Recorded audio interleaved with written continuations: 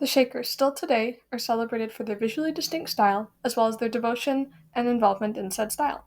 Even if you've never heard of the Shakers, you have likely seen some part of their legacy from their buildings to interiors or the furniture. While influential as its own style today, the style's origins and evolution is also a result of many influences that surrounded the Shakers. Their style of design is backed by their beliefs of equality, simplicity, and order, which also kept them geographically isolated from mainstream America, leading to the conclusion that the Shaker style emerged purely from that isolation. I argue instead that the Shaker style actually emerged from outside influences, those being of American neoclassicism, the result being a unique vernacular expression of those worldly styles. The first villages, located on the east coast of the United States, are what many think of when it comes to Shaker interiors. The plain white walls, lack of curvilinear forms and ornamentation, as well as natural, unvarnished, or unfinished materials. This is about as untouched by influence as it gets for the Shaker style, as it soon asked for help from the outside world. As village populations increased, the Shakers turned to the American architects of the time to help design their larger buildings, as seen left in this Shaker dwelling. It utilizes the main centralized hall, which comes from American Georgian styles, and it helped them with circulation for a growing number of tenants while also upholding the Shaker beliefs of equality and celibacy.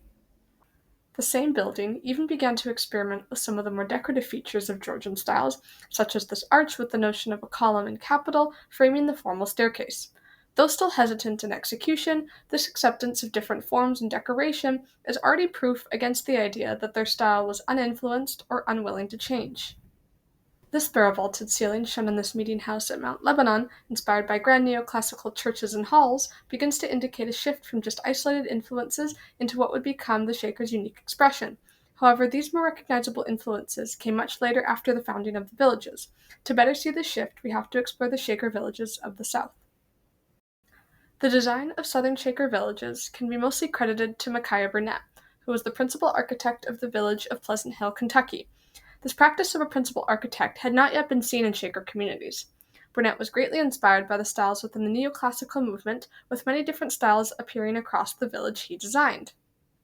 Within Pleasant Hill, we see the same ideas as shown in the northern villages, some staying more true to the original Shaker forms, and others much bolder in execution, such as this much newer and still Georgian-inspired form of a curved staircase, different in execution from the northern villages, though still the same formal intent, versus the more tame Georgian-inspired central passage that we had seen previously. Burnett also introduced new and even more decorative forms, which were once considered to have no place in a Shaker dwelling, and yet they have been included and reinterpreted to help enforce the Shaker belief and idea of a heaven on earth, such as the Tuscan columns and arched transom windows, which are directly inspired by the Greek revival happening in the antebellum South at the time. These forms soon began to spread across other southern villages, like this interior in South Union, also in Kentucky. Unlike Pleasant Hill, the design of the village was a group effort. This collective decision by the village, as opposed to one individual, to continue using these once outsider forms and ideas, begins to change these once mere influences into a more widespread language of design. These growing practices of continuing to utilize different outside styles and influences very quickly makes its way across villages in the country. These two interiors, each complete with the grand barrel-vaulted ceiling, being constructed within only a couple of years of each other as an example. These influences, now becoming more cemented practices, indicate a more unified and changed expression in Shaker style. An even bigger indicator of outside influence in the development of a vernacular style is the furniture, perhaps the Shaker's biggest and most important legacy today. Much like their buildings, Shaker furniture was to remain essentially the same in principle across villages, meaning ideas or inventions founded from one village would eventually see themselves in villages across the country. The Shakers also oftentimes made very similar furniture to the outside world, seen here by these candle stands, the only differences being the details of the column and perhaps the finishing, as they share the same joinery and form. These kinds of results would have been due to the Shakers both crafting and selling their own furniture pieces, as well as purchasing pieces from the outside world. When Shakers would purchase outside pieces, it was common for them to reconstruct or alter them through the Shaker vision. This would result in more unique pieces combining both simpler Shaker features and more dramatic neoclassical features. Though the idea of alterations could lead some to believe the Shakers wanted rid of neoclassical forms, the strange combinations instead indicate an acceptance and invitation of these forms. The ladderback or slapback chair, perhaps the most iconic piece of Shaker furniture, was also not untouched by influence. This chair had much significance to the Shakers, as it displays all of their beliefs in simplicity, order, and function.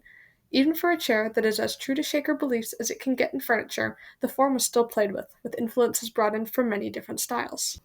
Much like Shaker interiors, the ladder-back chairs have a base look, but also very recognizable differences.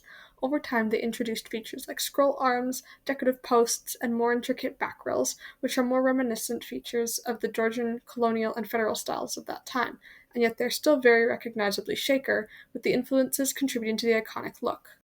Although the Shakers believed in unity and design and making practices stayed relatively uniform, the end results still show a variety of differences across villages, perhaps disproving it to be a singular unified expression. Despite visually different results, each design move made by the Shakers is still backed by the same principles and beliefs that stay true to their culture. With any other style, rules can be bent or broken to achieve a different result and be backed by the same foundational beliefs it was built on. If we consider how other styles have done just the same and still qualify as one united expression, the Shakers have done nothing different, and are clearly showing how change and evolution is embedded in the expression of their style. Despite the more common assumption that the Shaker style evolved out of isolation and refusal of change and stuck in its most simple forms, the Shaker style is instead carried out through the Shakers' repeated interactions with the many worldly styles surrounding them, resulting in a unique style that blends simplicity and order with more dramatic forms and textures.